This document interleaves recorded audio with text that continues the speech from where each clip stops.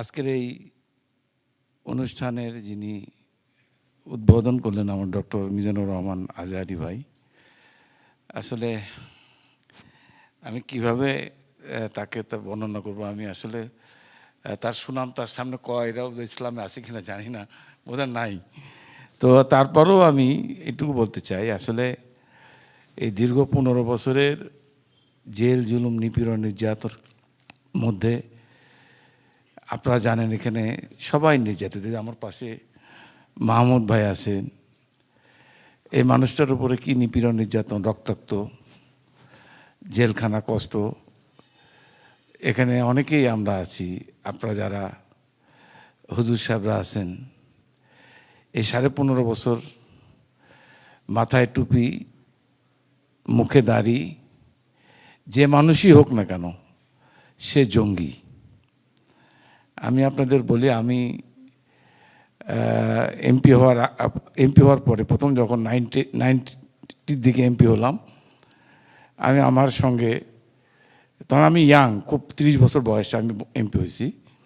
তো এই সময় আমার সঙ্গে দুজন কোরআনে হাফেজ থাকতো সবসময়, এখন আছে তা।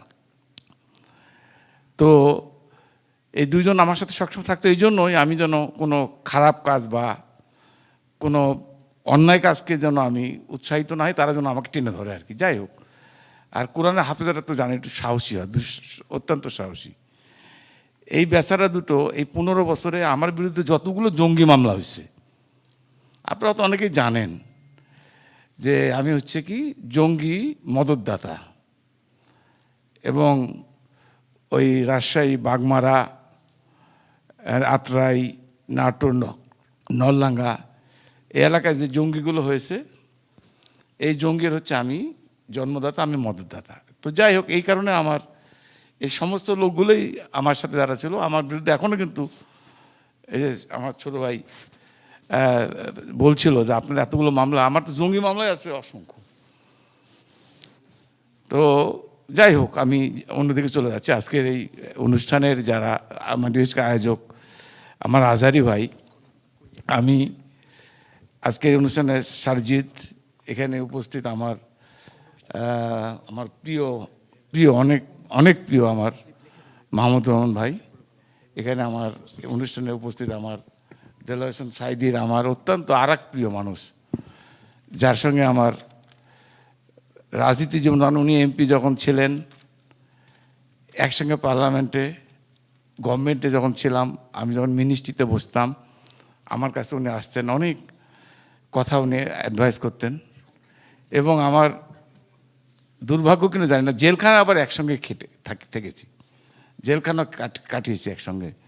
তার সুযোগ্য সন্তান উপস্থিত আমাদের হুজুর সাহেবরা, মৌলানা সাহেবরা, ইসলামিক চিন্তাবিদ, এবং আমাদের বিএনপি নেতা আমাদের কায়েম সাহেব সহ আমার সাংবাদিক ভাইরা, আসসালামু আলাইকুম। আমি একজন সৌভাগ্যবান যে আমার মতো একজন ক্ষুদ্র মানুষকে বাংলাদেশের সবচেয়ে এই মুহূর্তে আলোচিত এবং অত্যন্ত জনপ্রিয় আজহারী ভাই আমাকে দাওয়াত দিয়েছে। আমি সত্যি আমি কৃতজ্ঞতা জানাই আমার পরিবারের পক্ষ থেকে, আমার এলাকার নাটোরের মানুষ, আপনারা হয়তো খোঁজ নিয়ে থাকবেন, আমাকে পাগলের মতো ভালোবাসে। আমার সেই নাটোরের মানুষের পক্ষ থেকে আমি তাকে কৃতজ্ঞতা জানাচ্ছি। যাই হোক, যেহেতু আরও বক্তা আছে, মাহমুদ ভাইরাও আবার অনেকে বলবেন, আমি শুধু একটা কথা বলে আমি শেষ করতে চাই। তো অনেকগুলো কথা বলার ইচ্ছা ছিল, আজকে একটা সুযোগ পেয়েছিলাম।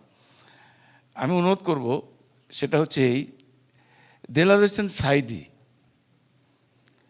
বাংলাদেশের ইতিহাসে একটা উল্লেখযোগ্য নাম।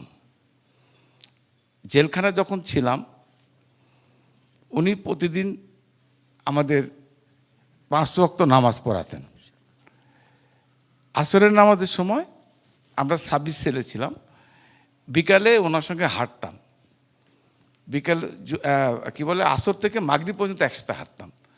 তো একদিন সাইদে ভাইকে আমি বললাম, সাইদে ভাই, আমার একটা ছোট অনুরোধ আপনার কাছে, তো আপনি কেন এই একজন আজকে কি আপনার জাকির নায়েক না হয়ে একটা রাজনৈতিক দলের একজন কর্মী হয়ে আজকে এই যে আপনি জেলখানায় থাকছেন, আপনার কষ্ট দেখে আমার নিজেরই কান্না পাচ্ছে। তখন আমি বললাম, দেখেন আপনি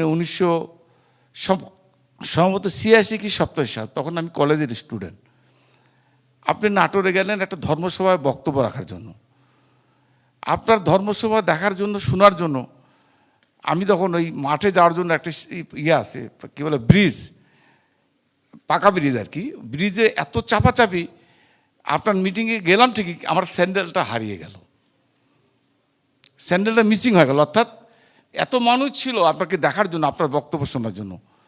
কিন্তু আজকে আমার কষ্ট লাগছে এটাই, যে আপনার মতো মানুষ আজকে এখানে জেলখানা, আজকে রাজনীতিক একটা ইয়েতে ফেলে আপনাকে শেখ হাসিনা বা আওয়ামী লীগ আজকে আপনার বিপদে ফেলে। তখন উনি আমাকে বললেন, দুলু ভাই, আমি আজকে আপনাকে বলে গেলাম, আমি এই কথাটা কোনোদিন ভুলবো না। আমি এই কথাটা প্রতিটা আমার নাটোরে যখন জনসভা হয় বা ধর্মসভা হয়, আমি তো প্রতিটা ধর্মসভা গেস্ট হিসেবে যাই, হাজার হাজার মানুষকে এই কথাটা আমি বলি। আমি আজকে বলছি, ওনার ছেলে আছে বা আমার আজারি ভাই আছে, এই জন্য বলছি আমি, মানে আজারি ভাইয়ের উদ্দেশ্যে কথাটা আমার বলার, আমি শেষে এই কথাটাই বলবো। যাই হোক, তো উনি আমাকে বললেন, দুলু ভাই, আমি একজন মুসলমান, আমি আল্লাহকে বিশ্বাস করি, আল্লাহ তাআলা দেখেছে 1971 সালে আমি জামাত ইসলামও করিনি, রাজাকারও ছিলাম না। আমি জিয়া রহমান সাহেব যখন ক্ষমতা এসেছিল তারপরে আমি জামাত ইসলামে জয়েন করেছি। আজকে যে মামলা আমাকে দিয়ে তারা ফাঁসি দেওয়ার চেষ্টা করেছে, পৃথিবীর কোনো শক্তি নাই আমাকে ফাঁসি দিতে পারে। বিশ্বাস করেন, ওনারা যখন ফাঁসি রায় দিল, ওই সময়টা আমি ওনার কাছে ট্রান্সফার করে আমাকে নাটোর নিয়ে চললেন। আমি নাটোর জেলখানা থেকে যখন দেখলাম সারা দেশে মানে তৌহিদি মুসলমান, আমি শেষ কথা, তৌহিদি মুসলমান এমন একটা সারা শুরু করলো যে তার ফাঁসি প্রত্যাহার করতে সরকার বাধ্য হলো। আমি এই কথাটা এই জন্য বললাম যে আজকে আমার অনুরোধ থাকবে আজারি ভাইয়ের কাছে, আমার আবেদন, আমি একজন রাজনৈতিক কর্মী হিসাবে আমার আবেদনটা এটাই, আজকে বাংলাদেশের 95% মানুষ মুসলমান, আমরা আল্লাহকে বিশ্বাস করি। এই 15.5 বছর নমরুদ ফেরাউনের দোসররা ইসলামকে ধ্বংস করার জন্য সর্বোচ্চ চেষ্টা করছে, সারা পৃথিবীতে একই অবস্থা। আমরা চাই জাকির নায়েকের মতো মিজানুর রহমান আজহারি সারা পৃথিবীর মানচিত্রে নারায়াত তাকবীর আল্লাহু আকবার স্লোগান দিয়ে এদেশের ইসলামের পতাকা, মুসলমানদের পক্ষে এই ইসলামের পতাকাকে সমুন্নত রাখার জন্য থাকবেন, আমরা তার সাথে আছি ইনশাআল্লাহ। সবাইকে ধন্যবাদ আমাকে দাওয়াত দেওয়ার জন্য। আমি আবারও কৃতজ্ঞতা জানিয়ে আমার বক্তব্য শেষ করছি। খোদা হাফেজ, আসসালামু আলাইকুম।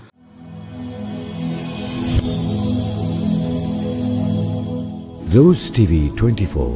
Enjoy by listening to the Holy Quran.